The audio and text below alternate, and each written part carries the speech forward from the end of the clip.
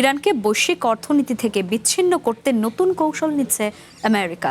তেহরানের সঙ্গে লেনদেন অব্যাহত রাখলে সহযোগী দেশগুলোর বিরুদ্ধেও পরোক্ষ নিষেধাজ্ঞার হুমকি দিয়েছে ট্রাম্প প্রশাসন। আমেরিকার এই পদক্ষেপকে একতরফা আখ্যা দিয়ে এর তীব্র সমালোচনা করেছে কাতার। অন্যদিকে সংঘাত নিরসনের তৎপরতা বাড়িয়েছে পাকিস্তান। নগদ নিয়ে এলো হার না মানা হার অফার। সর্বনিম্ন 10,000 টাকা রেমিটেন্স নগদে পাঠালে থাকছে স্বর্ণের হার জেতার সুযোগ। ইরানকে কোণঠাসা করতে এবার তার বাণিজ্যিক মিত্রদের নিশানা করছে ওয়াশিংটন। আমেরিকার অর্থমন্ত্রী স্কট বেসেন্ট হুঁশিয়ারি দিয়ে বলেন, তাদের মিত্রদের অবিলম্বে তেহরানের সঙ্গে লেনদেন গুটাতে হবে, অন্যথায় পড়তে হবে পরোক্ষ নিষেধাজ্ঞার মুখে। বিশ্লেষকদের মতে যেসব প্রতিষ্ঠান ইরানের তেল ক্রয়ে ও ডলারে লেনদেনে সহায়তা করবে তাদের কালো তালিকাভুক্ত করবে ওয়াশিংটন। বৈশ্বিক বাণিজ্যে বড় ব্যাংকগুলোর জন্য এটি একটি বড় ধাক্কা। তবে আমেরিকা চায়না শীর্ষ বৈঠকের আগে চাইনিজ ব্যাংকগুলোর বিরুদ্ধে কঠোর ব্যবস্থা নেওয়া হবে কিনা তা নিয়ে সংশয় রয়ে গেছে।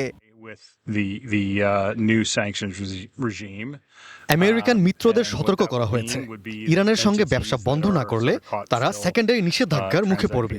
আন্তর্জাতিক ব্যবসা চালানো যে কোনো প্রতিষ্ঠানের জন্য ডলার লেনদেন থেকে বাদ পড়া মানে এক ধরনের মৃত্যুদণ্ড পাওয়ার সমান। আমেরিকার এমন পদক্ষেপকে একতরফা আখ্যা দিয়ে তীব্র সমালোচনা করেছে কাতার।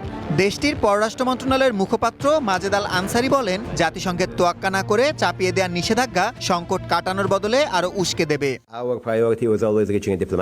এগুলো সম্পূর্ণ একতরফা নিষেধাজ্ঞা, জাতিসংঘের অনুমোদিত নয়। আমাদের প্রথম অগ্রাধিকার আলোচনার মাধ্যমে কূটনৈতিক সমাধান। কাতার ও পাকিস্তানের চালানো মধ্যস্থতায় সব পক্ষকে আন্তরিক হওয়ার আহ্বান জানাচ্ছি।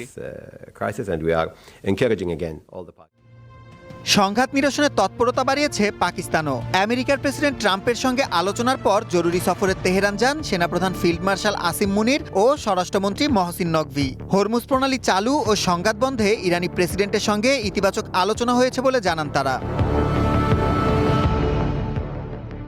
এদিকে হুমকি আর উদ্বেগের মধ্যেও তেহরানের রাজপথ বেশ স্বাভাবিক। সাধারণ ইরানিদের মতে এই সিদ্ধান্ত মূলত ভয় ও আতঙ্ক ছড়ানোর চেষ্টা। দীর্ঘকাল নিষেধাজ্ঞায় থাকা ইরানি নাগরিকদের বিশ্বাস, চায়না ও রাশিয়ার মতো মিত্ররা ওয়াশিংটনের এই নির্দেশ মানবে না।